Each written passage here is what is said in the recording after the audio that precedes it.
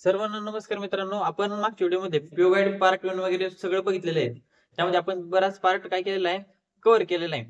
आजच्या व्हिडिओमध्ये आपण हेडिंग बघितलं असेल, काय लिहिलंय? पीएलआय. पीएलआय म्हणजे पोस्टल लाईफ इन्शुरन्स. ह्याच्याबद्दल काय करणार आहे आपण, सर्व माहिती बघणार आहे. ज्यावेळेस परीक्षेला काय केलं जातं, तुमची एमटीएस असो, त्यानंतर पोस्टमन असो, नाही तर पी असो, एक प्रश्न पीएलआय वर विचारला जाऊ शकतो. जो आपला जो टपाल विमा आहे त्यामध्ये परीक्षेला काय केलं जाईल, तुम्हाला ह्याच्याबद्दल कुठलाही काही प्रश्न विचारला जाईल. आपण जर बघितलं, पीएलआय आरपीएलआय हा खूप मोठा सेक्टर आहे. ह्याच्याबद्दल जेवढं बघेल तेवढं कमी आहे. पण काय करणार आहे, प्रत्येक भाग मी तोडत तोडत तोडत तुम्हाला आहे ना, आधी पहिल्या मध्ये पीएलआय बद्दल जी बेसिक माहिती आहे ती तुम्हाला सांगण्याचा प्रयत्न करणार आहे. त्यानंतर पुढचे जे 2-3 व्हिडिओ असतील त्यामध्ये आपण पीएलआय चे प्रकार बघणार आहेत. आणि त्यानंतर आपण पीएलआय चे जे मेडिकल स्कीम असतील, त्यानंतर लोन फॅसिलिटी कशी अवेलेबल असते, त्यानंतर कुठली पॉलिसी कधी सरेंडर केल्यानंतर किती व्याज भेटते, किती बोनस भेटते, ते सगळं काय करायचंय आपण व्हिडिओमध्ये एक भाग तोडत तोडत ते बघणार आहे. त्यानंतर आपण आरपीएलआय बद्दल बेसिक माहिती, परत त्याचे प्रकार आणि परत त्याच्या ज्या फॅसिलिटी येतात ते आपण बघणार आहे. आणि त्याचप्रमाणे नंतर जो आपला उर्वरित जो भाग असेल तो आपण एक शेवटच्या व्हिडिओमध्ये बघणार आहे. पीएलआय आरपीएलआय बद्दल एक जवळपास 5-6 व्हिडिओमध्ये आपण सर्व पार्ट कव्हर करण्याचा प्रयत्न करणार आहे. त्याच्या बाहेर तुम्हाला परीक्षेला प्रश्न विचारला जाणार नाही. तर आता लक्षात घ्या, पीएलआय म्हणजे काय असतंय? पीएलआय म्हणजे असतोय postal life insurance. Postal life insurance परीक्षेला प्रश्न विचारला जातो काय, तुला काय करतो, एक पॉईंटच्या स्वरूपात सांगण्याचा प्रयत्न करतो, जेणेकरून काय तुझ्या मनामध्ये डाऊट राहणार नाही. आणि जरी काय वाटलं, तू काय करायचं, एक कमेंट मध्ये मला मेसेज टाक तुझ्या मनात काय असेल तर तुला बरोबर एक विश्लेषण करतो मी. आता पहिला मुद्दा लक्षात घ्या. पहिला मुद्दा असतो, पोस्टल लाईफ इन्शुरन्सची सुरुवात कधी झालेली आहे.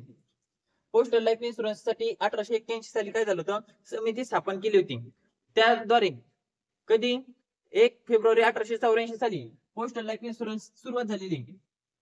1 फेब्रुवारी तुम्ही कार टार्गेट पूर्ण केले असतील, लोकांना पटू 1 फेब्रुवारी रोजी काय केलं असेल, वेगवेगळे ड्राईव्ह असतील, त्यामुळे तू काय केलं असेल, लोकांच्या पॉलिसी इंडेक्सिंग केले असतील. आलं का लक्षात? कार्यक्रम कधी 1 फेब्रुवारीला, 1 फेब्रुवारी 1884 ला पोस्टल लाईफ इन्शुरन्सची सुरुवात झाली.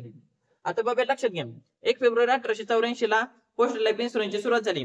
पण काय होतं, सुरुवातीला सगळ्यांसाठी तो विमा नव्हता, फक्त पुरुषांसाठी तो विमा आधी लागू होता.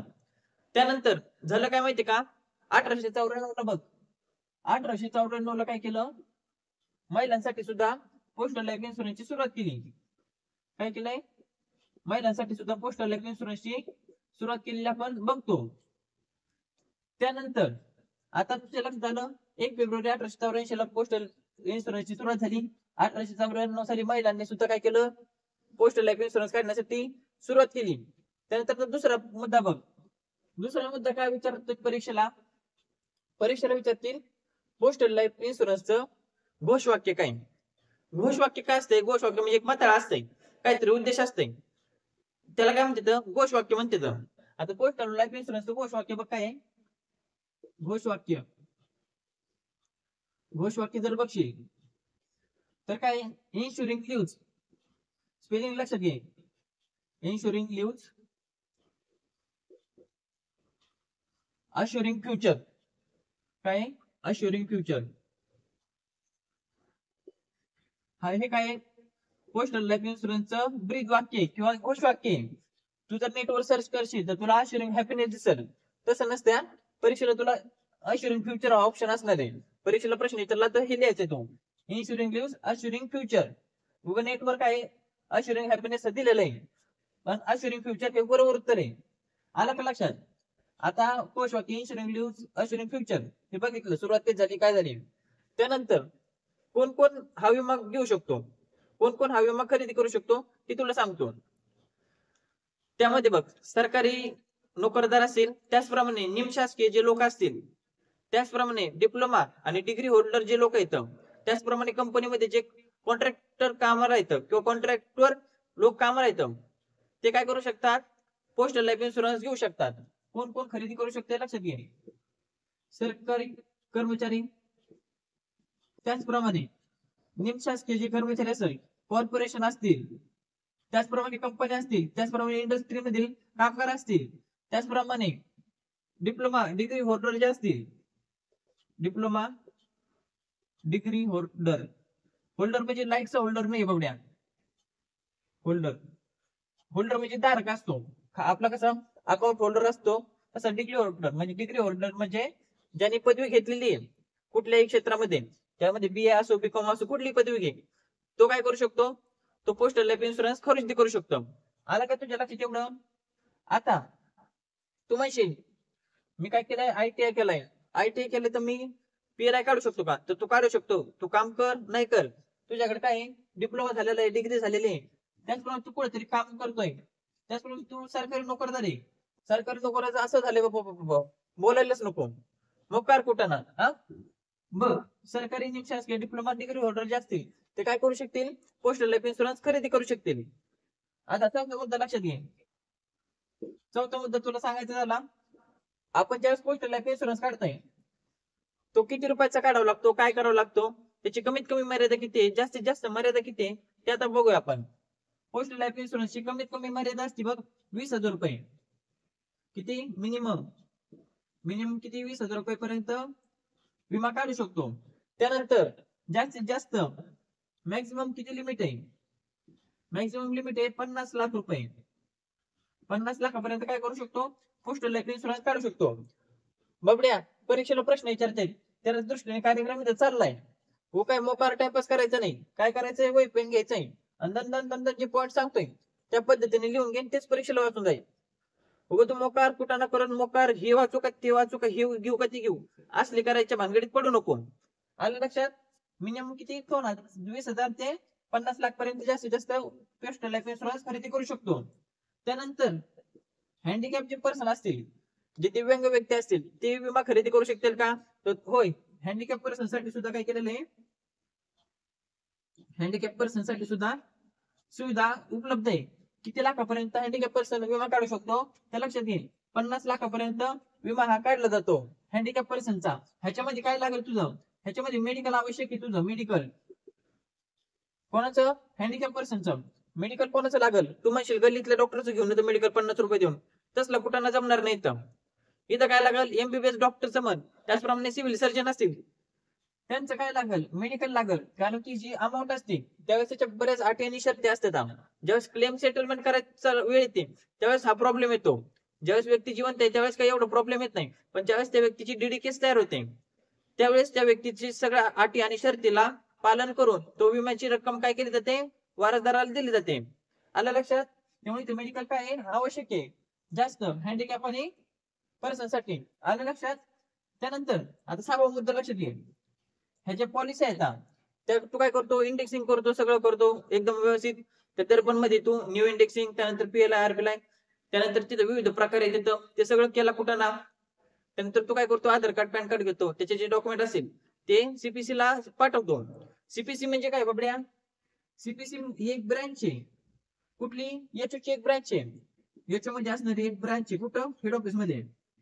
आता याच्यामध्ये सीपीसी असते. सीपीसी ला काय करतो तू, ते पॉलिसीचे डॉक्युमेंट पाठवतो. सीपीसी चा लॉंग फॉर्म लक्षात घे. सेंट्रल प्रोसेसिंग सेंटर असते बरं का. सेंट्रल प्रोसेसिंग सेंटर हा काय सीपीसी चा लॉंग फॉर्म आहे. ह्याचे एक शाखा आहे, ह्याचे पोस्ट मास्टर इन्चार्ज असतात कोणाचे? सीपीसी चे. त्यानंतर आता सीपीसी मध्ये बघितलं कुठं असते सीपीसी? याच्यावर सीपीसी असते. त्यामुळे तुमच्या ज्या पॉलिसी येणे जाणे, त्यानंतर तुमचे जे क्लेम सेटलमेंट आहेत, त्याचप्रमाणे तुमच्या काही ज्या गोष्टी असतील त्या कुठे केल्या जाते? सीपीसी ला, सेंट्रल प्रोसेसिंग सेंटर याच्यावर असतंय. आता आपण बघितलं, लक्षात घे. 7वा मुद्दा काय आहे हे पाय. जे डायरेक्टर असतात, director of PLI, directorate of PLI म्हणजे पोस्टल लाईफ इन्शुरन्स. कुठे आहे ते? कोलकात्याला आहे. कुठं? कोलकाता. इथून काय केलं जातं बाबड्या? जो सरकारला फंड असेल किंवा ज्या नवीन शर्ती अटी असतील, ज्यामध्ये नवीन अमेंडमेंट असतील, नवीन जे रूल असतील, सगळा कार्यक्रम कुठून राबवला जाईल? कोलकात्याला. डायरेक्टर ऑफ पीएलआय निदेशक कुठं? कोलकाता. त्यानंतर पीएलआय चे प्रकार किती आहेत? पीएलआय चे एकूण प्रकार आहेत 6. आरपीएलआय चे सुद्धा प्रकार आहेत 6. आता फक्त एवढं लक्षात ठेव, पीएलआय चे प्रकार आपण बघतोय, पीएलआय आपण चाललाय. आता फक्त पीएलआय 6 प्रकार एवढं लक्षात ठेव. प्रकार किती? 6. कुठले आहेत ना काय तर तुला बरोबर एक सांगतो. त्याच्यामध्ये कशा तरतुदी येतात, कोण काढू शकतंय, किती वय पाहिजे तुझं, त्यानंतर तुला लोन फॅसिलिटी कधी अवेलेबल आहे, त्यानंतर तू सरेंडर कधी करू शकतो पॉलिसी, ह्याचे कन्सेप्ट आहेत. ते सगळे जी ती पॉलिसी त्या पद्धतीने तुला सांगतो. प्रकार किती? 6. आलं लक्षात? त्यानंतर 9 पॉईंट लक्षात घे. प्रकार 6 बघितले, ह्याच्यामध्ये ना वेगवेगळ्या कन्सेप्ट आहेत, त्या तुला सांगतो कुठल्या कुठल्या येतात. पहिली कन्सेप्ट एक लक्षात घे, ही कन्सेप्ट असते auto paid up. Auto paid up. आता ऑटो पेड अप म्हणजे ही काय कन्सेप्ट आहे, ज्या पॉलिसीचे 36 प्रीमियम भरलेले, 36 हप्ते भरलेले आहेत, ती पॉलिसी काय म्हणून ग्राह्य धरली जाते. 36 महिने ज्यावेळेस हप्ते भरलेले आहेत, 36 महिने हप्ते, त्यावेळेस ती पॉलिसी काय म्हणून धरली जाईल, ती पॉलिसी ऑटो पेड अप म्हणून ग्राह्य धरली जाते. कधी? ज्यावेळेस त्या पॉलिसीचे 36 हप्ते भरलेले असतात. आलं का लक्षात तुझ्या? त्यानंतर आता पाय, आता 10वा मुद्दा लक्षात घे. कुठला? ह्याच्यामध्ये कन्सेप्ट असते कुठली? Free lookup period. कुठला? फ्री लुकअप पिरियड असतो. आता फ्री लुकअप पिरियड म्हणजे काय बाबा? फ्री लुकअप पिरियड असतो ज्यावेळेस तू काय करतो, पॉलिसी इंडिंग करतो आणि कस्टमर म्हणतो आता मला हुकी आली आणि आता मला काय करायचंय, ती पॉलिसी कॅन्सल करायची. पॉलिसी कॅन्सल करायची तर जमते, पण ती कधी? 15 दिवसाच्या आत. पॉलिसी वितरित झाल्यापासून 15 दिवसाच्या आत काय करू शकतो, कस्टमर अर्ज करू शकतो. कोणाला? सीपीसी ला. 15 दिवसाच्या आत अर्ज केला आणि सांगितलं आता मला काय पॉलिसी नको, मी काय केलं, मोकार 50,000 रुपये भरले, मला माझे पैसे परत द्या. तर फ्री लुकअप पिरियड जे असतो किती दिवसाचा? 15 दिवसाचा. पॉलिसी वितरित केल्यापासून 15 दिवसाचा फ्री लुकअप पिरियड मध्ये तो कस्टमर काय करू शकतो, ती पॉलिसी कॅन्सल करू शकतो. त्यामध्ये काय केलं जाईल, त्याचे किती रुपये वजा केले जातील? 50 रुपये वजा केले जातील आणि त्याची बाकीची जी रक्कम आहे ती त्याला परत भेटेल. आता लक्षात घ्या, आपण पुढचे मुद्दे बघूया काय काय येतं. 11 पॉईंट काय आहे? 11 पॉईंट बघ तुला सांगतो, एक असतंय त्याच्यामध्ये कन्सेप्ट ज्या आहेत, जे जे शब्द युज केले जाते त्याचा अर्थ काय होतो ते पण तुला सांगतो. हे बघ, प्रीमियम असतो. प्रीमियम एक शब्द, तू काय करतो, प्रीमियम भरा म्हणतो. भाऊ प्रीमियम म्हणजे काय? प्रीमियम म्हणजे काय? जी रक्कम असेल महिन्याची, जो हप्ता ठरला असेल त्याला काय म्हणतात? प्रीमियम म्हणतात. म्हणजे periodical of monthly payment. Periodical of monthly payment English मध्ये सांगायचा विषय. पिरियडिकल ऑफ मंथली पेमेंट जे असेल, जो हप्त्याचा महिन्याला ठरलेला असेल त्याला म्हणतात प्रीमियम. त्यानंतर 12वा मुद्दा, प्रपोजल काय असते? प्रपोजल. कॉलेजची प्रपोजल नाही बरं का, तू मोकार उद्योग केले असेल प्रपोजल किंवा प्रपोजल असतात. हा एल पण असते, ऑब्लिक लिहितो, डबल लिहित बसत नाही. प्रपोजल म्हणजे काय? प्रपोजल म्हणजे काय? जो व्यक्ती पॉलिसी घेऊ इच्छितो, जो आपला कस्टमर आहे, जो ग्राहक आहे, जो पॉलिसी अप्लाय करतोय, त्याला काय म्हणतात? प्रपोजल म्हणतात. हु अप्लायज पॉलिसी. हु अप्लायज पॉलिसी म्हणजे जो पॉलिसी घेऊ इच्छितो त्याला काय म्हणतात? हु अप्लायज पॉलिसी, त्याला म्हणतात प्रपोजल. त्यानंतर 13वा पॉइंट आहे सीईपी. काय असते? सीईपी एक कन्सेप्ट असते. सीईपी म्हणजे काय असते? Customer acceptance policy. ह्याच्या कन्सेप्ट आहेत त्या कशा संबंधित, पॉलिसी संबंधित सांगायला बरं का. तुला काय करशील, परीक्षेला फुल फॉर्म विचारतील. इथं काय विचारतील? सीईपीचा फुल फॉर्म विचारतील, कस्टमर ऍक्सेप्टन्स पॉलिसी. त्याला काय म्हणतात? सीईपी. आलं का लक्षात तेवढं? आता त्यानंतर पाय, परीक्षेला विचारतात 14वा मुद्दा, की जी पॉलिसी असते त्या पॉलिसीला स्टॅम्प ड्युटी लागते का नाही. स्टॅम्प ड्युटी वगैरे पॉलिसीला लागत नाही बरं का. स्टॅम्प ड्युटी, जी पॉलिसी आपण खरेदी करतोय त्याला स्टॅम्प ड्युटी लागते का? नो, स्टॅम्प ड्युटी लागत नाही. त्याचप्रमाणे इन्कम टॅक्स जो असतो, कुठला? इन्कम टॅक्स नुसार, इन्कम टॅक्स त्यानुसार ज्यावेळेस पॉलिसी खरेदी करतो, सेक्शन 80C नुसार, सेक्शन 80C नुसार काय आहे, जो कस्टमर आहे, जो ग्राहक आहे, त्याला आहे ना सूट दिली जाते. कशामध्ये? ज्यावेळेस त्याचा इन्कम समजा 10 लाख रुपये असेल आणि त्याची जर आपल्याकडे 1.5 लाखाची पॉलिसी वार्षिक हप्ता भरतोय, तर त्याला 1.5 लाखावर सूट भेटणार नाही. ह्याच्यामध्ये भेटत नाही. सुकन्यावर त्याला 1.5 लाखाच्यावर सूट भेटल. पण ज्यावेळेस पॉलिसी तो खरेदी करतो, पॉलिसीच्या 20%, जर समजा तो 1.5 लाख रुपये भरतोय, 1.5 लाख रुपये भरतोय, 1.5 लाखाच्या 2% त्याला काय 20% सूट भेटेल. त्याला किती? 20% एवढी त्याच्या इन्कम टॅक्सला सूट भेटेल. तेवढी रक्कम 10 लाखातून त्याची वजा करून जेवढं शिल्लक राहील त्याच्यानंतर जो क्रायटेरिया असेल त्यानुसार त्याला काय होईल, सूट भेटत राहील. आलं का लक्षात? स्टॅम्प ड्युटी लागत नाही. त्याचप्रमाणे इन्कम टॅक्स सेक्शन 80C कुठला परीक्षेला विचारते, सेक्शन कुठला, सेक्शन 80C नुसार किती टक्के सूट आहे, 20% सूट आहे. नाही तर तू म्हणशील 100% सूट आहे का. सुकन्या असेल खातं, सुकन्याला 100% सूट आहे. त्यानंतर पीपीएफचं जे खातं असेल त्याला 100% सूट आहे. पॉलिसीला 100% सूट भेटत नाही. सूट किती आहे, 20%. लक्षात घ्यायचंय. तुला जर कोणी विचारलं, एखादा आला कस्टमर, एखादा हुशार असतंय, एखादा शिक्षक जर आला, कसं असतंय, शिक्षक लोक जरा बाहेर फिरलेले असतात, दुनियाभराचं ज्ञान असते त्यांना, ते विचारतात की बाबा आम्ही पॉलिसी घेऊ आणि आम्हाला किती रुपयाला सूट भेटेल. तू म्हणशील तुम्ही 70,000 रुपयाची पॉलिसी घ्या आणि 70,000 तुम्हाला सूट भेटेल. हा येड्यात काढेल ते तुला. 20% सूट भेटते. किती, 20%. आलं का लक्षात. त्यानंतर 15वा मुद्दा लक्षात घे. 15वा मुद्दा काय, पॉलिसीची, पॉलिसीला किती वारसदार लावू शकतो. पॉलिसीला बघ 3 वारसदार लावू शकतो. जास्तीत जास्त किती, 3. आता इथं सांग तुला कुठं कसं आहे काय आहे. नॉमिनी किती वारसदार लावू शकतील, जास्तीत जास्त 3, मॅक्झिमम 3. जास्तीत जास्त 3 वारसदार लावले जातील. कशाला, पॉलिसीला. आता लक्षात घे, जास्तीत जास्त 3 वारसदार लावले. त्यानंतर तुला वाटलं की ना पहिल्यांदा वारसदार लावलेला आहे, 2 महिने झाले, चेंज करतो. जर समजा एखाद्याला वाटलं आता आई होती वारसदार, वडिलांना लावू का वारसदार, तसं जमतंय बाबड्या. तू काय किती वेळा वारसदार बदल, किती वेळा काय कर, पण तू काय पाहिजे, तू जिवंत पाहिजे. जोपर्यंत मॅच्युरिटी होत नाही तोपर्यंत तुम्ही किती वेळा वारसदार बदलू शकता. त्याचप्रमाणे तुम्हाला 1 रुपया सुद्धा त्याची काय लागणार नाही, फी लागणार नाही. कधी, वारसदार बदलण्यासाठी जास्तीत जास्त वारसदार किती, 3 लावू शकतो. फी किती लागणार, फी नो फी, 1 रुपया लागत नाही वारसदार बदलायला. किती वेळा बदलणं, किती वेळा काही कर, काहीच विषय होत नाही. आता लक्षात घ्या, एक उदाहरण सांगतो तुला. ज्यावेळेस एखादी देत होते, काय केलं, पोरांनी बापाचा खून करून टाकला. उदाहरण म्हणून सांगतोय बरं का. अशा बऱ्याच ठिकाणी गोष्टी होतात, आपण बघतोच काय होतंय. बापा बापा मोकार धिंगाणा चालू आहे, कुणी कोणाला मारायलाय, कुणी कोणाचं काही करायलंय. पण तुला सांगतो आता एक उदाहरण म्हणून, ज्यावेळेस बापाचाच खून केला पोरानं, खून केल्यानंतर बापाची होती समजा 20 लाखाची पॉलिसी होती. किती, 20 लाखाची. आणि जर समजा एखाद्याने काय केलं, आता बहिणी म्हणली की पप्पा पोरांनीच काय केलंय, टाक्या असेल टाक्या, ह्या टाक्याने काय केलंय, बापाला मारलेलं आहे. बहीण म्हणते की ह्याने ह्याला मारले बापाला, ह्याला काय पॉलिसीचे पैसे भेटू नका देऊ.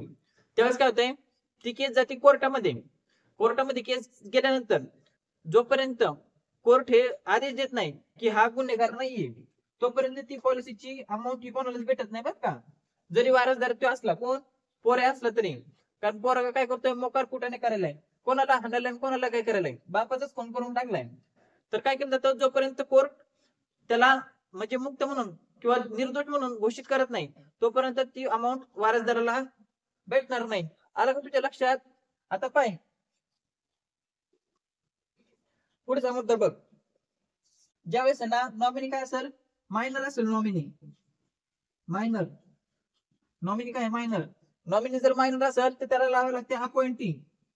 अपॉइंटी म्हणजे काय, घराचा रिश्तेदार. किंवा समजा वडिलांनी काय केलंय, पोराला 17 वर्षाचं पोरग आहे, त्याला वारसदार लावलाय.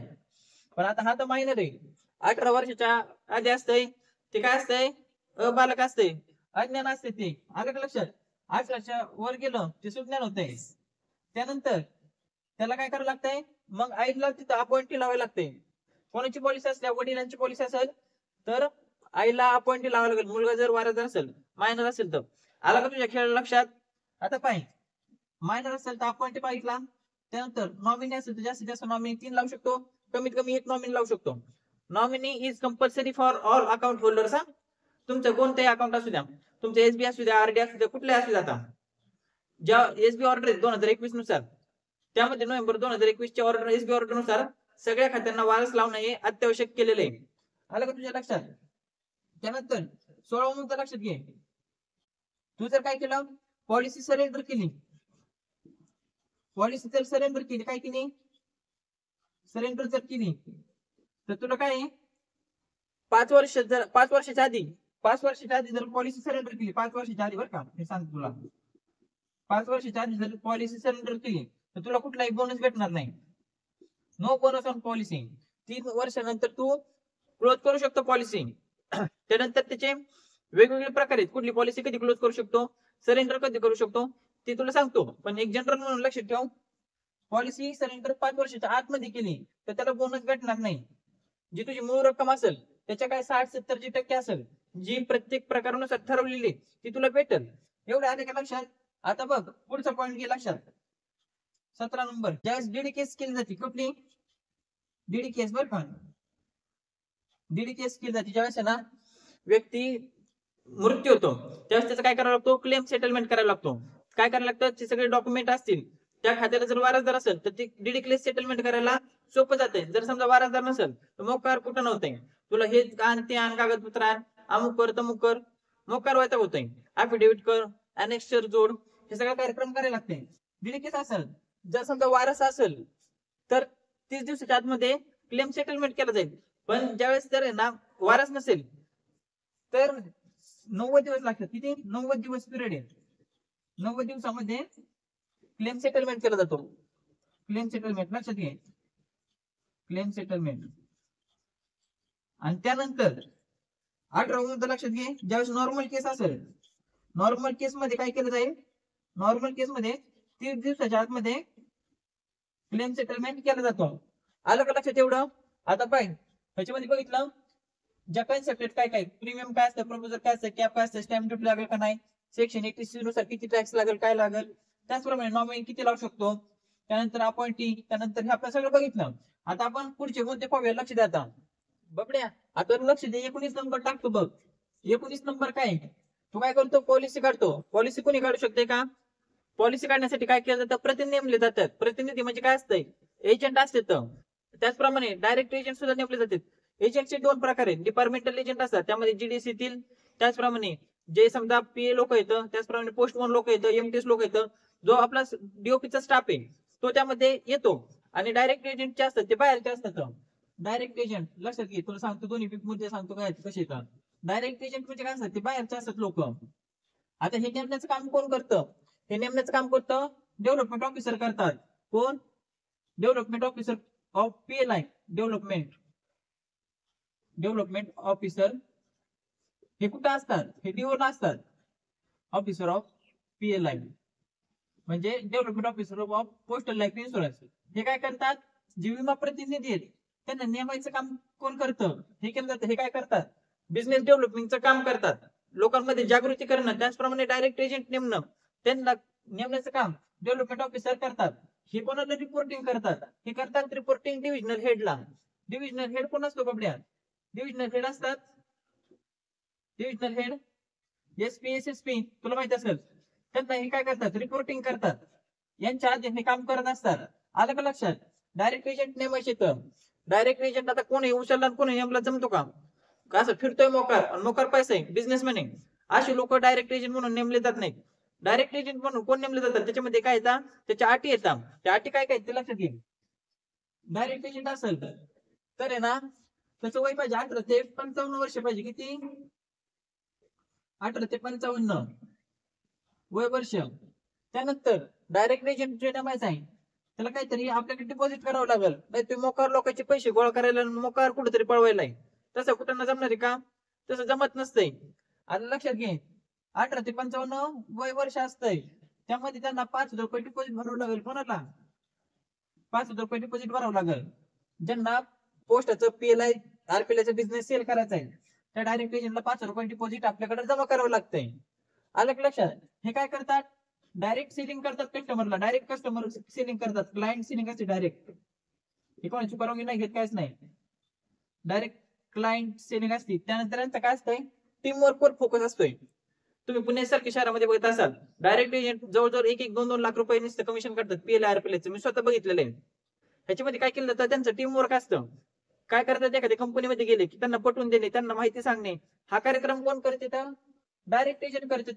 क्लायंट सेल डायरेक्ट त्यांचा फोकस असतो, टीम वर्क त्यांचं मेन हे असतं, हे असतं. डेव्हलपमेंट ऑफिसर त्यांना मार्गदर्शन करत असतात. आलं का तुझ्या एवढं लक्षात? त्यानंतर पाहिजे आताचे आपले डिपार्टमेंटल एजंट आहेत किंवा बीपीएम जीडीएस एबीएफएम असेल कोणी असो आपले पोस्टामधले काम कर्मचारी, त्यांना कोण लायसन्स देतं किंवा त्यांना एजंट कोड कोण देण्याचं काम करतं, त्यांना एजंट कोड देतं बघा, एजंट कोड देण्याचं काम करतं. एजंट कोड कोण दिले, एजंट कोड कोणाला बीपीएम म्हणा किंवा डिपार्टमेंटल स्टाफ यांना जे ना कोड देण्याचं काम करतं डिव्हिजनल हेड करतात. तुला माहिती असेल वर्षातून 4 पॉलिसी जर झालं नाही तर तुझा कोड काय होतंय, तुझा कोड सायलेंट होतंय, तुझा कोड एक्सपायर होतंय. त्यानंतर तुला मागच्या पॉलिसीचं काय होतंय, कमिशन भेटत नाही. आलं का लक्षात? Agent code BPM departmental staff divisional head त्यांना काय देतात, एजंट कोड देतात. डायरेक्ट एजंटचं वय बघितलं 18 ते 55, 5,000 रुपये डिपॉझिट फी, 5 रुपये डिपॉझिट फी बरं का. क्लायंट सेल करतात, फोकस असतो त्यांचा टीम वर्कवर. त्यानंतर डिव्हिजनल हेडला हे काय करतात, रिपोर्टिंग करतात. कोण? Development officer. काय असतंय, सीपीसी मध्ये एक ब्रँच येते, त्याच्यामध्ये वेगवेगळा फंड येतोय. फंड आला की तो काय केला जातो, हे काय करतात, ठरवतात कुठं कशाला युज करायचा आहे, पोस्टर छापण्यासाठी काय करायचंय, त्याचप्रमाणे गिफ्ट देणे, त्याचप्रमाणे कुठं पॅम्पलेट छापायचे, कुठं ऍडव्हर्टायझिंग करायची, हे काम काय केलं जातं, फंडातून केलं जातं. आलं लक्षात तुझ्या? त्यानंतर 20 मुद्दा लक्षात घे, जे आपल्या पॉलिसी असतात, पॉलिसी ज्या असाइन कोणाला असतात, पॉलिसी ज्या असाइन असतात ना, तर राष्ट्रपतींना असाइन असतात. कोणाला? प्रेसिडेंटला. राष्ट्रपती. कलम नंबर किती बाबड्या? Article number 52. परीक्षेला प्रश्न विचारलेला आहे बरेच वेळेस, जे आपले जीकेचे 10 क्वेश्चन येते त्यामध्ये हे प्रश्न बघा भेटणे. राष्ट्रपती उपराष्ट्रपती कलम, त्याचप्रमाणे कायदे पुढे समजता कलम नंबर किती, 14. त्याचप्रमाणे कलम नंबर 18 काय, अस्पृश्य नष्ट करणे, पदव्या नष्ट करणे, किती, 17 मध्ये. आलं का लक्षात? प्रेसिडेंट. हे बघ पॉलिसी असतात प्रेसिडेंटला. आता पॉलिसीचे जे बॉन्ड आहेत त्याच्यावर सह्या करण्याचं काम कोण करतं, पोस्ट मास्तर करतात. कोणाच्या वतीने करतात, राष्ट्रपतींच्या वतीने पोस्ट मास्तर साइन करतात. कोण? पोस्ट मास्तर साइन करतात. साइन, सिग्नेचर तुझ्या भाषेमध्ये, सिग्नेचर कोणाच्या वतीने, यांच्या वतीने, प्रेसिडेंटच्या वतीने पोस्ट मास्टर सही करते. त्यानंतर भाऊसाहेब काय झालं, पॉलिसी आपल्याकडे खरेदी केली, 2 वर्ष मोकार त्याने काय केलं, प्रीमियम व्यवस्थित भरला, सगळं झालं. त्याला काय झालं, बाहेरच्या देशामध्ये ऑफर आली समजा, आणि तो काय केला, बाहेरच्या देशामध्ये राहायला गेला, तर त्यावेळेस त्याची पॉलिसी बंद होईल का? त्यावेळेस त्याची पॉलिसी बंद होत नाही बाबड्या. त्यावेळेस काय करायला लागेल छकुले, त्यावेळेस सीपीसीने लक्ष द्यायचं. काय? सीपीसीने त्याचं अरेंजमेंट करायचंय. कशाचं अरेंजमेंट कोणी करणार, अरेंजमेंट कोण करेल, सीपीसी करेल. कशाची? त्याचा जो प्रीमियम आहे, त्याचा जो हप्ता आहे, प्रीमियम भरण्याची व्यवस्था कोण करेल, सीपीसी करेल. कोणाची? जो समजा भारत सोडून दुसरीकडे राहायला गेलाय, त्यावेळेस त्याची सीपीसीने काय करायचंय, अरेंजमेंट करायची. तुझा हप्ता कसा भरायचा, ऑनलाईन भरायचा का काय करायचं, ती सगळी सुविधा करून आपल्या पोस्टाने दिलेली आहे. त्याचप्रमाणे आपण बघितलं, पॉलिसी ओपन करताना कशाने, कॅशने ओपन करू शकतो, चेकने ओपन करू शकतो. त्याचप्रमाणे तू ऑनलाईन सुद्धा पॉलिसी ओपन करू शकतो. कमीत कमी चेकने ओपन करायचं म्हटलं तर किती रुपये, कमीत कमी 20 रुपयाचे चेक लागते बरं का. 20 रुपयाची चेकने सुद्धा पॉलिसी आपण ओपन करू शकतो, कॅशने ओपन करू शकतो. आलं का तुझ्या लक्षात एवढं? त्यानंतर पोस्ट मास्टर सिग्नेचर करतात प्रेसिडेंटच्या वतीनं, पॉलिसी असाइन असतात प्रेसिडेंटला. आलं लक्षात? आता 23 नंबरचा मुद्दा लक्षात घे. जर समजा पॉलिसी होल्डर आहे, पॉलिसी होल्डर ज्याची पॉलिसी आहे त्याने काय केलं, जॉब सोडला किंवा तो रिटायर झाला, त्याची पॉलिसी बंद होती का? त्याची पॉलिसी बंद होत नसते. काय केलं जातं, ज्यावेळेस समजा पॉलिसी घेतलेली त्यांनी वयाच्या 25व्या वर्षी, आणि काय झालं, ते काम करताना त्यांनी काय केलं, गव्हर्नमेंट कर्मचारी तलाठी म्हण, त्यांनी काय केलं, शेतकऱ्याला लाच मागितली, भाऊ असला घरी, केलं 90 करप्शन वाल्याने कार्यक्रम, मग त्याची पॉलिसी बंद होईल का? त्याची पॉलिसी बंद होत नाही, त्याची पॉलिसी ती सुरूच ठेवली जाते. जरी तो कामावर नसला, जरी तो रिटायर असला, तरी सुद्धा त्याची पॉलिसी चालूच राहते. त्यानंतर एक सांगायचा विषय राहिला तुला, डायरेक्ट एजंट साठी जे आपण ओपन करतो पॉलिसी, त्यामध्ये त्यांना LI7 हे पुस्तक दिलं जातं. LI7 हे काय पावती पुस्तक असतं, LI7 पावती पुस्तक असतंय. कुठं? यांच्यासाठी. ह्याच्यावर काय करतात, ते पॉलिसी फाडतात, पावत्या भरणं LI7 यांना दिलं जातं. कोणाला? डायरेक्ट एजंटला. त्यानंतर एक सांगायचं, एक PLI2 म्हणून पुस्तक असतं, PLI2. हे कुठं असतंय? तुझ्या ब्रांच पोस्ट ऑफिस मध्ये. तू जर डोकं घातलं असेल कधी, ते डॉक्युमेंट आपले उलगडून बघितलं असेल, किंवा जर तुझ्याकडे स्टॉक बुक मध्ये असेल, PLI2 पुस्तक असतंय. ते कशासाठी असतंय? CSI जे ब्रांच ऑफिस येतं त्यांच्यामध्ये PLI2 हे पुस्तक असतंय. त्यासाठी PLI साठी हे पावती पुस्तक म्हणून ब्रांच पोस्ट ऑफिस मध्ये वापरलं जाते. आता लक्षात घे 23 नंबर पर्यंत आपण मुद्दे बघितले तर 24 नंबरचा मुद्दा लक्षात घे. आता काय सांगतो ते 24 नंबरचा मुद्दा लक्षात घे. 24 नंबरचा मुद्दा पॉलिसी नंबर जो असतो, पॉलिसी नंबर किती अंकी असतो? पॉलिसी नंबर असतो बाबड्या 3 अंकी, 13 अंकी असतो. पॉलिसी नंबर 13 अंकी.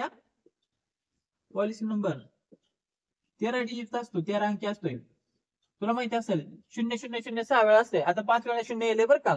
त्यानंतर पुढे 5 6 आकडे असतात. एकूण 13 अंकी असते. काय? Policy number.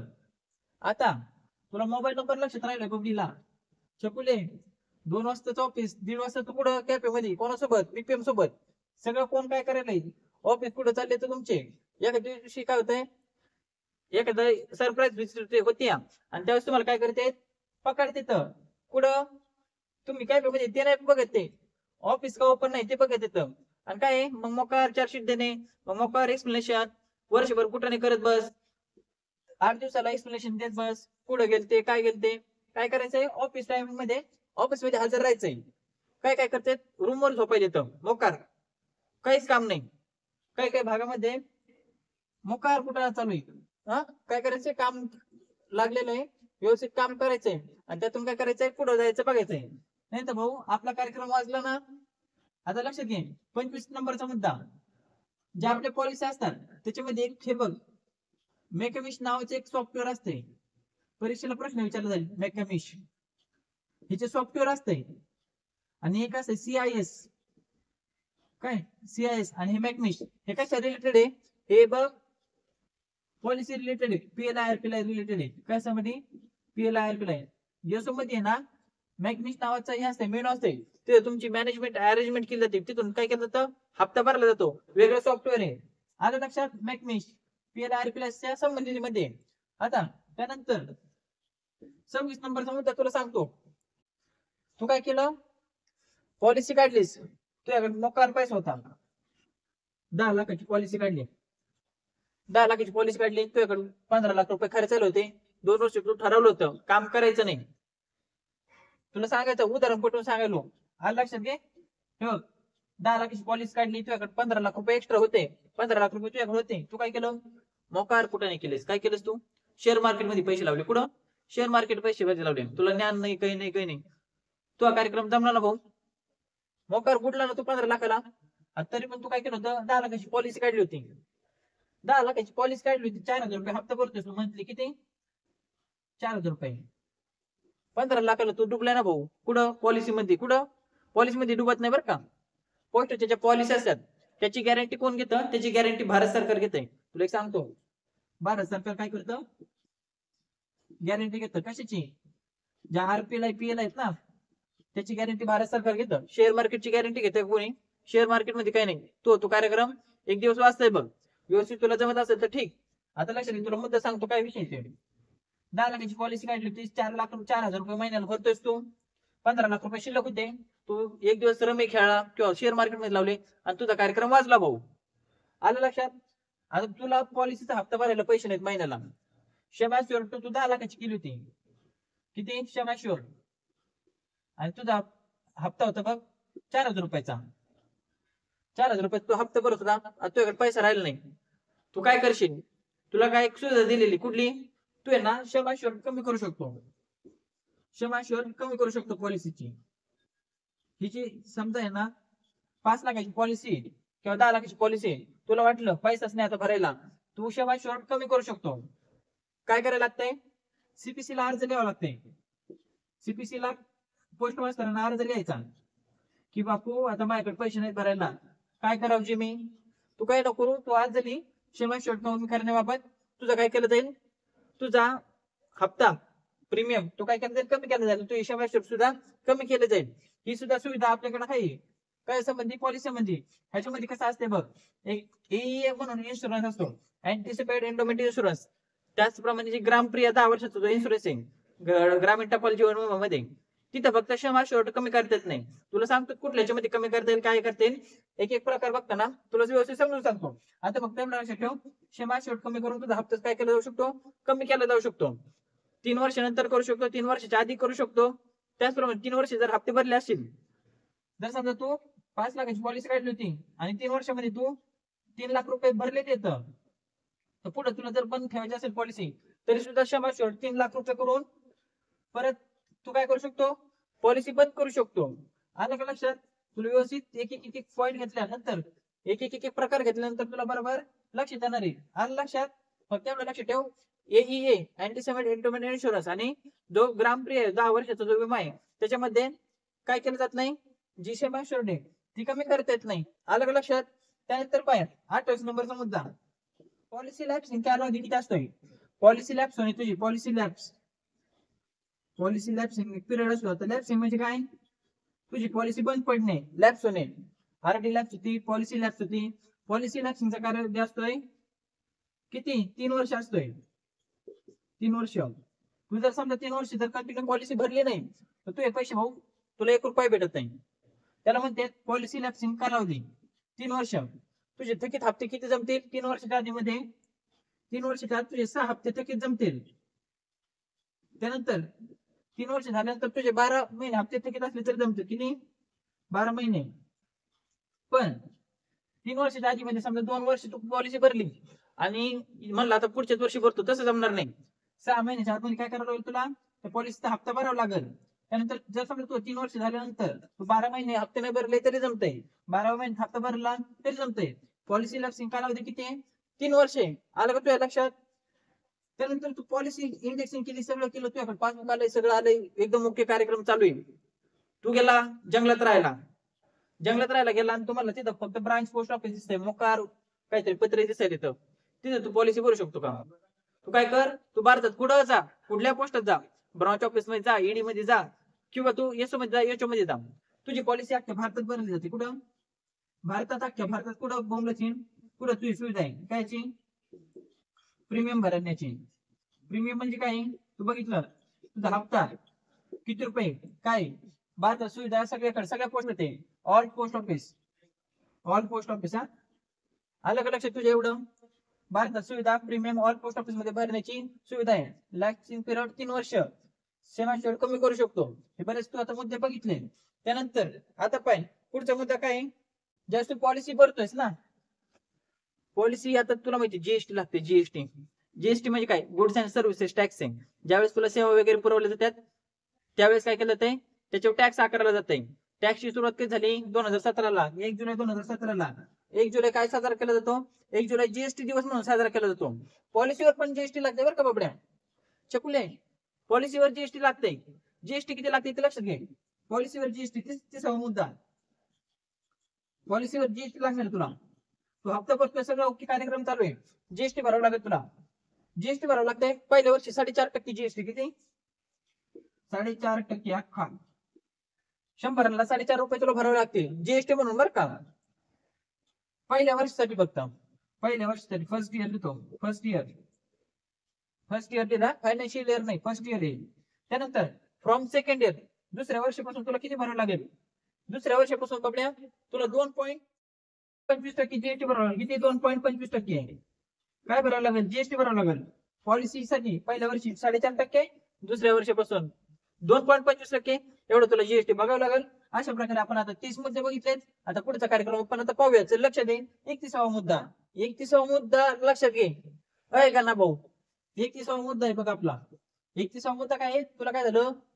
तू कुठेतरी पडू नये आणि तुला डोक्यात काहीतरी विचार आला आणि तुला वाटलं की आता काय करतो, पॉलिसीची चौकशी करतो, किंवा काहीतरी मला कोणाकडून तरी पैसे त्यांनी जास्त घेतले, समजा पोस्ट ऑफिस वाल्याने. तसं होत नाही. पोस्ट ऑफिस वाले पैसे जास्त घेत नाही बरं का. जे पैसे जास्त घ्यायचे असेल ते दलिंदर आहे, त्यांनी इथं पोस्टात काम करायचंच नाही. हे बघा 31 नंबर बघा. जर समजा एन्क्वायरी करायची असेल काही, त्यासाठी काय एक टोल फ्री नंबर आहे. टोल फ्री नंबर काय लक्षात घे, पॉलिसीसाठी बरं का. टोल फ्री नंबर असते, इथं काय करू शकतो? चौकशी करू शकतो. टोल फ्री नंबर परीक्षेला विचारला, लक्षात द्यायला पाहिजे बघ तुला. 1800 परत 180 5232.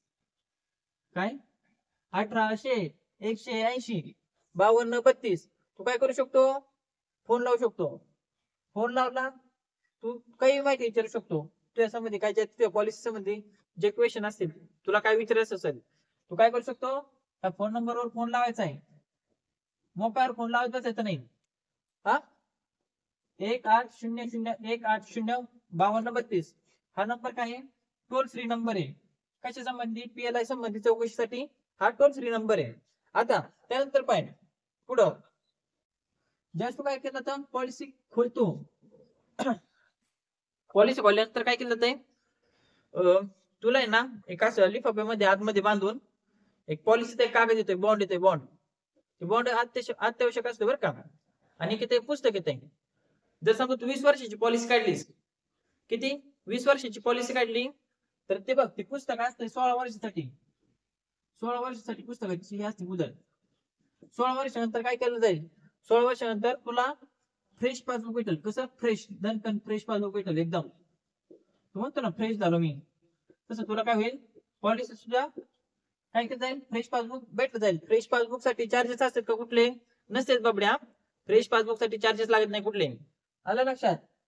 16 वर्षांसाठी ते पासबुक असतंय जे तुला दिलं जातं. काय दिलं जातं? विमा पुस्तक जे दिलं असतं ते 16 वर्षासाठी असतंय. त्यानंतर तुला फ्रेश पासबुक दिलं जाईल. 1 रुपया तुझी फी घेतली जाणार नाही. त्याचप्रमाणे तुला आता सांगितलं की तू काय करू शकतो? सम ॲश्युर्ड कमी करू शकतो. त्याचप्रमाणे तू काय करू शकतो? विम्याचा प्रकार बदलू शकतो. तर त्यासाठी तुला फी लागते का? हा पहिल्या वेळेस तुला मोफत कार्यक्रम आहे. तू परत म्हणशील मला अजून सम ॲश्युर्ड वाढवायचे आणि कमी करायचे. तसं जर तुला करायचं असेल बाबड्या तर तुला 20 रुपये भरावे लागतील. किती? 20 रुपये. आलं लक्षात? फ्रेश पासबुकसाठी फी लागणार नाही. पण तुला ते आपण बघितलं सम ॲश्युर्ड कमी करणे, क्लास बदलणे, 20 रुपये फी लागेल. पहिल्या वेळेस तुला मोफत दिलं जाईल. हे तू 4 दिवसांनी म्हणशील मला बदलायचंय. तसलं जमणार नाही बाबड्या. इथे एकच काम नाही तो लोकांना तो कुठाने मिटवायला.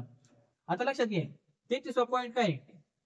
33वा पॉईंट आहे बघा, जे स्टँडर्ड आणि नॉन स्टँडर्ड एज प्रूफ लागतात. ज्यावेळेस तू पॉलिसी काढतोस त्यावेळेस तुझं पॅन कार्ड मॅन्डेटरी म्हणतात. त्याचप्रमाणे तू आधार कार्ड लागते. त्याच्यामध्ये काय प्रकार असते? 2 प्रकार असते. किती? 2. लक्षात घे 2 प्रकार कुठले असते? Standard age proof, standard age proof. त्याचप्रमाणे non standard age proof, non standard. आता नॉन स्टँडर्ड एज प्रूफ हे लक्षात घे. तू जर समजा नॉन स्टँडर्ड एज ग्रुपने पॉलिसी जर काढत असेल तर तुला 5% जीएसटी 5% रक्कम जास्त भरावी लागते. काय? 5% रक्कम, प्रीमियमच्या 5% रक्कम तुला जास्त भरावी लागेल. आलं का लक्षात? तुझ्या नॉन स्टँडर्ड एज प्रूफ जर असेल तर. आणि तुला सांगतो नॉन स्टँडर्ड एज प्रूफला कशामुळे 5% रक्कम जास्त भरावी लागेल तर लक्षात घे बाबड्या. तू काय करशील? आधार सेंटरवर जाशील, तू आधार कार्ड घेऊन आणि म्हणशील मला जन्मतारीख बदलायची. तू म्हणशील महावय झाले 65, महावय झाले 60, 65 वर्षाच्या वर एसटी फ्री आहे. तू काय करशील? आधार कार्ड घेऊन जाशील, 70 वय लावून आणशील. त्याला म्हणतात नॉन स्टँडर्ड एज प्रूफ. काय? Non standard age proof. त्याचप्रमाणे तू काय करशील? मतदान कार्ड आहे, मतदान कार्ड तू ओरिजिनल वय खरं समजा 19 वर्ष, तू त्याच्यावर काय करशील? पॉलिसी तुझी 10 वर्षात मॅच्युअर व्हावं म्हणून तू 25 वर्ष कशावर? मतदान कार्डवर लावून असशील. ते काय झालं? Non standard age proof. Standard आणि non standard age proof. Standard age proof म्हणजे काय असते? ते तुला चेंज करता येत नाही. आलं लक्षात? ते चेंज करायचं म्हणजे तुला ऍफिडेव्हिट करायला लागते, मरणाची लाख लपडेल, त्यामुळे तू पडतच नाही. नॉन स्टँडर्ड एज प्रूफ मध्ये तुझं बघितलं तू आत्ता गेला 2 मिनिटात तुला छापून घेऊन येतो. काय? कागद घेऊन येतो छापून. आधार कार्ड बदलून आणशील, पॅन कार्ड बदलून आणशील, लायसन वरची डेट बदलून आणशील. कशाची? जन्मतारखेची बरं का. एज लिहिलं इथं, एज प्रूफ. तुला सांगतो नॉन स्टँडर्ड एज प्रूफ कुठले आणि स्टँडर्ड एज प्रूफ कुठले. तू काय केलं असेल? जन्म प्रमाणपत्र असते तुझं, जन्म प्रमाणपत्र आहे ना, बर्थ सर्टिफिकेट, बर्थ सर्टिफिकेट जे ते स्टँडर्ड एज प्रूफ आहे. त्यानंतर 10वी 12वीचं मार्कशीट आहे. त्याचप्रमाणे मार्कशीट, त्याचप्रमाणे तुझ्या डिग्रीची सर्टिफिकेट असेल, कॉलेज डिग्रीचा कुठं असेल डिग्री सर्टिफिकेट, त्याच्यावर तुझी काय असतं? जन्मतारीख असते. ते काय येतं? स्टँडर्ड एज प्रूफ येतं. त्यानंतर तू जर बघितलं, तू जर समजा गव्हर्नमेंट एम्प्लॉय असेल, गव्हर्नमेंट एम्प्लॉय तुझ्या सर्व्हिस बुकवर तुझी जन्मतारीख सुद्धा लिहिलेली असते. तिथं काय असतंय? Government employee. तिथं सुद्धा असेल तुझ्या डॉक्युमेंटवर, तुझ्या नोकरीच्या ह्याच्यावर कागदपत्रांवर तिथाची पगार स्लिप वगैरे ते सुद्धा जमतंय. कशाला? स्टँडर्ड एज प्रूफ म्हणून. आलं का लक्षात बाबड्या? Birth certificate, 10th standard marksheet, degree, त्यानंतर तुझा जन्माचा दाखला, एवढं आलं का लक्षात? कुठं ना यायला तुला काय सांगलोय? त्यानंतर पाय तू काय केलंस, लग्न केलंस, लग्न छकुली सोबत. तू मॅरेज सर्टिफिकेट आहे, मॅरेज सर्टिफिकेट आहे ना, ते सुद्धा काय केलं जातं, स्टँडर्ड एज प्रूफ पकडलं जातं. काय केलं, छकुली सोबत लग्न केलं त्यावेळेस काय असतंय, ज्यावेळेस तुमचं मॅरेज सर्टिफिकेट काढलं जातं त्याच्यावर ओरिजिनल डेट टाकावं लागते. त्याच्यामध्ये काय करायचं जातं, चेंज करता येत नाही, चेंज करता येत नाही. हे सर्टिफिकेट सुद्धा काय करू शकतो, तू पॉलिसी काढू शकतो. आता तुला सांगतो बाबड्या, नॉन स्टँडर्ड एज प्रूफ मध्ये काय असतंय, तुझं आधार कार्ड एवढं लक्षात ठेवायचंय. माणूस एवढा वाईट बी नसतंय दिसायला जेवढं की आधार कार्डवर दिसतंय, आणि एवढं चांगला बी नसतोय की त्याचा जो व्हॉट्सअपचा, त्याचा जो इंस्टाग्रामचा जो डीपी असतंय तेवढं चांगलं बी नसतंय आणि एवढं वाईट बी नसतंय. आलं का लक्षात, आधार कार्ड. त्यानंतर तुझं असेल पॅन कार्ड, पॅन कार्ड इकडे जमते बरं का, स्टँडर्ड मध्ये जमते पॅन कार्ड, पॅन कार्ड. त्यानंतर इथे लागेल तुझं ड्रायव्हिंग लायसन्स, ड्रायव्हिंग लायसन्स. त्यानंतर तुझं इथे जमल voting, voting card, voting card. तुझ्याकडे हे डॉक्युमेंट नाही तर तू ह्या डॉक्युमेंटवर पॉलिसी काढशील, पण तुला 5% भरावं लागलं ना भाऊ जास्त, त्यामुळे हे कधी असलं तर चांगलंच आहे. आलं का लक्षात. त्यानंतर तुझं अजून काय शकत आहे ह्याच्यामध्ये, तुझं ह्याच्यामध्ये राशन कार्ड येऊ शकतं, राशन कार्डवर पॉलिसी काढू शकतोस तू, राशन कार्डवर पॉलिसी काढू शकतो. त्यानंतर तुझी जन्म प्रमाणपत्रिका बनवलेली असते जुन्या काळात, त्याच्यावर पण काढू शकतोय. जन्म प्रमाणपत्रिका आणि बर्थ सर्टिफिकेट, जन्म प्रमाणपत्र आणि जन्म प्रमाणपत्रिका याच्यामध्ये फरक असतो जेवण नसण्याचा. आलं का लक्षात.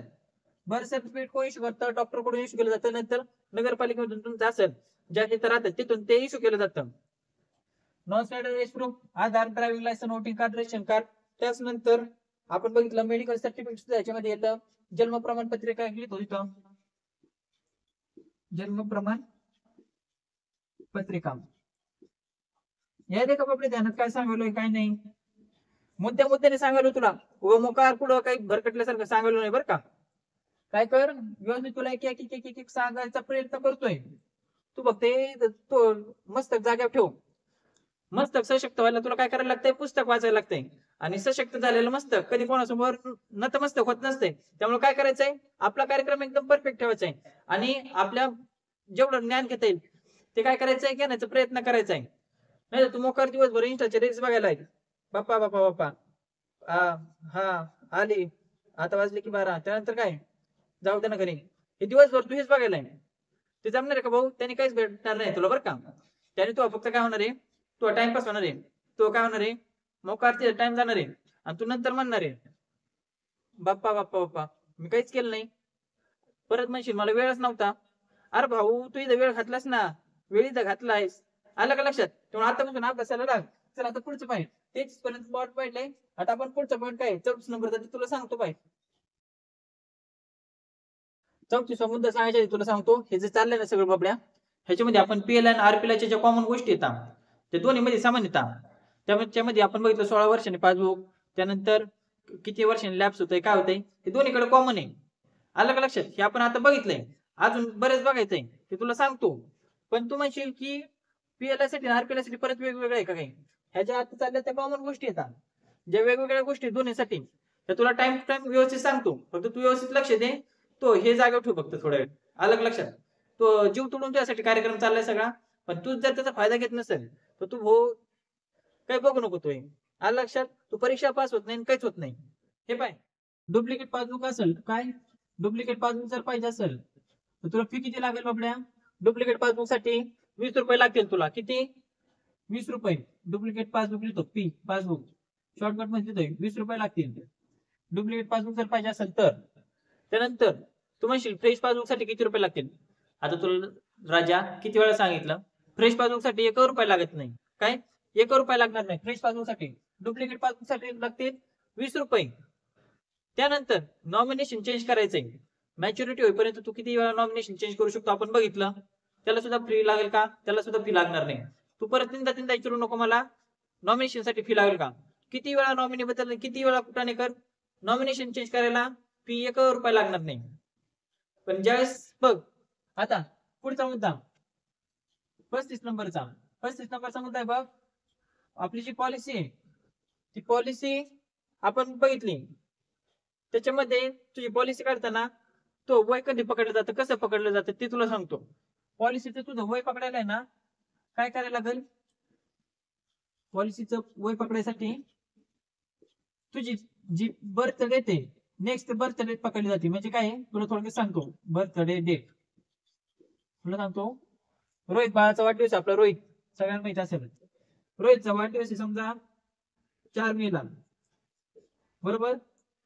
4 मे 2025 ला. त्यानंतर 4 मे 2024, तुम्हाला व्यवस्थित समजून सांगतो. 4 मे 2024 होऊन गेला. 4 मे 2024 ला रोहितचं वय झालं होतं 20 वर्ष. 20 वर्ष झालं होतं ना. त्यानंतर रोहित काय करतोय, ह्याच्यामध्ये पॉलिसी काढतोय, ह्या टाइम पिरियडच्या मध्ये. जसं त्यांनी पॉलिसी काढली 2 मार्च किंवा 1 फेब्रुवारी, समजा 1 फेब्रुवारी 2025 ला तो पॉलिसी काढणार. कधी? पोस्ट लाईफ इन्शुरन्सच्या दिवशी. त्या दिवशी त्यांनी जर पॉलिसी काढली, त्याचं वय ह्यावेळेस किती होतं? 20 होतं. इथं तरी त्याचं वय वर्ष 21 पूर्ण नसेल झालं तरी सुद्धा 1 फेब्रुवारी त्याचं वय वर्ष 21च ग्राह्य धरलं जातं. 21 वय धरूनच त्याची काय केली जाईल? पॉलिसी काढली जाईल. आलं का लक्षात मुद्दा? आता ह्याच्या पलीकडे मी काही सांगू शकत नाही. हे जर समजलं नसेल ना तर भाऊ वाद सोडून दे बाबा. आता ह्याच्या पलीकडे सांगू शकत नाही. कधी काय केलंय, वय कधी धरलं जाईल? Next birth date. आलं लक्षात? त्यानंतर 36वा मुद्दा लक्षात घे. पॉलिसी तुझी, बरोबर? पॉलिसी तुझा बॉन्ड हरवलाय किंवा गहाळ झाली, गहाळ दवडली, काय पण दवडली, त्या भाषेमध्ये दवडली, हराली, त्यानंतर गवसली. हे आपले गावाकडचे शब्द भाऊ. पॉलिसी गहाळ झाली, गहाळ झाल्यानंतर काय करायला लागते? इंडिमेंटरी लेटर सेंड करावं लागते. 500 रुपयाचा बॉन्ड वगैरे करावा लागतो. तो 500 रुपये इंडिमेंटरी बॉन्ड. ते काय करताय? ते आपल्याला भेटतंय, पॉलिसी आपल्याला परत भेटते. हे जर तुला नसेल करायचं, तुझा जो मजकूर आहे, तुझा जो मॅटर आहे, त्या मॅटर वर काय करतो? 500 रुपयाची ऍडिशनल तिकीट लाव. किती? 500 रुपयाची ऍडिशनल तिकीट तू काय कर, ते चिपकेव. तरी सुद्धा काय होईल, तुला पॉलिसीची काय झालेली आहे ती तुला भेटून जाईल. आता तू काय झालं, मोकार दुष्काळ पडलाय, मोकार पैसाच खर्च नाही. तुला काय करायचंय? लोन घ्यायचंय. लोन घ्यायसाठी काय करायला लागते? पाहिजे 37 नंबरचा मुद्दा आहे. लोन घ्यायसाठी तुला करायला लागेल बघ, कर्जासाठी सीपीसी. सीपीसी चे कोण? पोस्ट मास्टर साहेब. आजी पोस्ट मास्टर साहेब जी, पैसे नाही ना खर्चायला, मला लोन द्या ना पॉलिसीवर. पॉलिसी काढली तुमच्याकडे 10 लाखाची, बापड्या तुला लोन भेटेल, सगळं भेटेल. तू काय कर, सीपीसी चे पोस्ट मास्टर आहेत त्यांना लेटर लिह, ऍप्लिकेशन लिह. ऍप्लिकेशन लिहिलं तू बापड्या. ऍप्लिकेशन लिहिल्यानंतर तू काय कर, 6 महिन्याची पगार स्लिप पण जोडव. किती? 6 महिन्याची पगार स्लिप जोडायची त्यासोबत. आणि त्यांना म्हणायचं, आजी मला काय पाहिजे? लोन पाहिजे. ते काय करतील? लोन तुझं सँक्शन करून देतील. 6 महिन्याची पगार स्लिप पाहिजे तुझी. काय पाहिजे? पेमेंट स्लिप पाहिजे. पेमेंट स्लिप, पीएस लिहितो, पेमेंट स्लिप 6 महिन्याची. अर्ज कोणाकडे करायचा आहे? सीपीसी पोस्ट मास्टर यांच्या नावाने अर्ज करायचा आहे. सीपीसी चे इंचार्ज असतात पोस्ट मास्टर. कसा अर्ज करायचा आहे? PLI RPLI section incharge. त्यानंतर तुझा जीओचा असेल वरती लिहायचं सिनियर पोस्ट मास्टर किंवा पोस्ट मास्टर किंवा सीपीसी इंचार्ज लिहिलं तरी ते बरोबर यांच्याकडे पोहोचतंय. आलं लक्षात तुझ्याकडं? त्यानंतर तू म्हणशील 3-3 महिन्याला आपण बघितलं पोस्टचे ज्या एसबीचे रेट आहेत किंवा जे आपले जे पीओएसबीच्या ज्या स्कीम आहेत त्याचं काय असतंय? 3-3 महिन्याला रेट चेंज होत राहतोय. ह्याचा बोनस दर कधी लागू होतोय? इकडे पाय 38 नंबरचा मुद्दा घे. याचा बोनस रेट आहे ना किंवा बोनस लागू कधी होतोय? बोनस लागू होणे 1 एप्रिल. 1 एप्रिल पासून काय होतंय? बोनस लागू होतोय 1 एप्रिल पासून. आर्थिक वर्ष संपत आहे कधी? आर्थिक वर्ष संपत आहे 31 मार्चला. नवीन वर्ष सुरू कधी होतंय? 1 एप्रिलला सुरू होतंय. 1 एप्रिलला काय होतंय? नवीन बोनस दर लागू केला जातोय. आलं तुझ्या लक्षात? त्यानंतर तू गेला बाहेरच्या देशामध्ये आणि बाहेरच्या देशामध्ये मृत्यू झाला भाऊ, काय करायचंय मग? झाला ना मॅटर? काय होणार नाही. बाहेरच्या देशामध्ये मृत्यू जर झाला, 39 नंबरचा पॉईंट लक्षात घे. बाहेरच्या देशामध्ये outside of India, outside of India काय झालं? डेथ झाली तर काय केलं जाईल? आउटसाइड जर इंडिया जर डेथ झाली तर जो वारसदार असेल, जो नॉमिनी असेल, त्याला क्रॉस चेक द्वारे पैसे भेटतील. क्रॉस चेक द्वारे काय होईल काय होईल क्रॉस चेक द्वारे पैसे भेटतील कोणाला नॉमिनीला कधी ज्यावेळेस नाव इंडिया अकाउंट होल्डर किंवा पॉलिसी होल्डरची डेथ झाली तर कोण देते सीपीसी देतं सीपीसी किंवा काय करतात सीपीसी आता त्याला जर बघितलं एसबीच्या खात्यामध्ये अमाऊंट जमा केली जाते वारसदारामध्ये पण जर बाहेर जर डेथ झाली असेल तर तिथं क्रॉस चेक करून दिला जातो क्रॉस चेक म्हणजे काय अर्थ असते त्याचं व्हेरीफाय केलं जातं व्यवस्थित त्याचं व्हेरिफिकेशन केल्यानंतरच तो चेक इश्यू करून त्याची अमाऊंट दिली जाते त्याला म्हणते क्रॉस चेक एवढी तुझ्या 39 पॉईंट लक्षात आलेत का भाऊ मोकर त्यासाठी घसत आणलोय मी तू हे काय कर व्यवस्थित लक्ष दे नसेल जमत आणि तुला एवढं सांगून जर काही कळत नसेल तर भाऊ तुला तुला हात जोडतो पाय आता शेवटचे जे 4-5 मुद्दे येतं पॉलिसी संबंधीच्या बेसिक माहिती मधले ते तुला सांगतो कुठल्या साईट पोस्टच्या काय आहे आणि कसं कुठं नाही लक्ष द्या आता सतीश राजा सतीश व्हिडिओ बघत असणार आहे हे पाय सतीश काय आपल्या पीएलआय ची आता बघ पीएलआय ची वेबसाईट कुठली ती तुला सांगतो पीएलआय ची वेबसाईट आहे बघ www.postal life insurance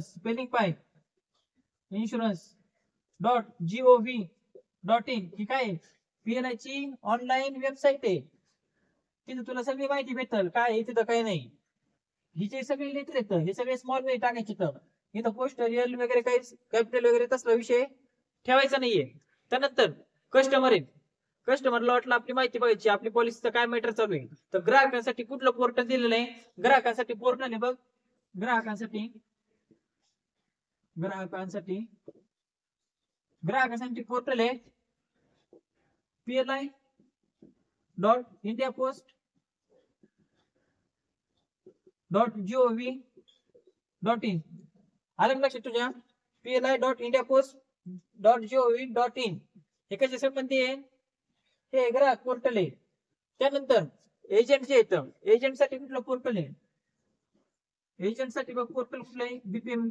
department of staff त्यांच्यासाठी कुठलं आहे PLI.agent.gov.in हे काय आहे ऑनलाईन एजंट साठी पोर्टल आहे एजंट पोर्टल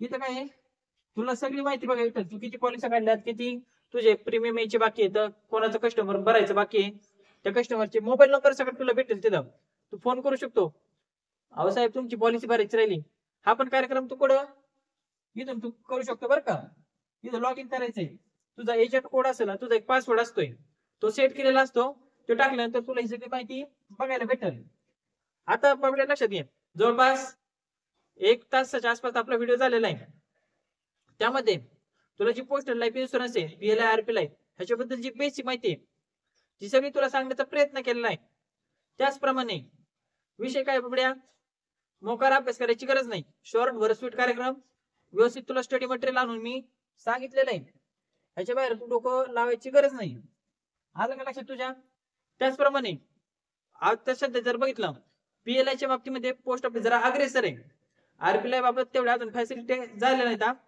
जसं की पोर्टल वगैरे म्हणा ते सगळं व्यवस्थित होणार आहे आणि त्याचप्रमाणे भविष्यामध्ये पोस्टल लाईफ इन्शुरन्स त्याचप्रमाणे जी आपली आरपीएलआयची पॉलिसी सगळ्यात आता सध्याला ह्या वर्षी सगळ्यात जास्त बिझनेस पोस्टचा त्याद्वारे झालेला आहे त्याबद्दल मी तुम्हाला नंतर सांगेलच पण आज आपण इथेच थांबूया आणि पुन्हा भेटूया पुढच्या व्हिडिओमध्ये त्यामध्ये आपण बघणार आहे पोस्टल लाईफ इन्शुरन्सचे 6 प्रकार आणि त्याच्यामध्ये कुठला प्रकार कसा आहे कसं तुम्हाला काय बेनिफिट आहेत त्याची सुद्धा माहिती आपण पुढच्या व्हिडिओमध्ये बघणार आहे तर भेटूया आपण पुढच्या व्हिडिओमध्ये धन्यवाद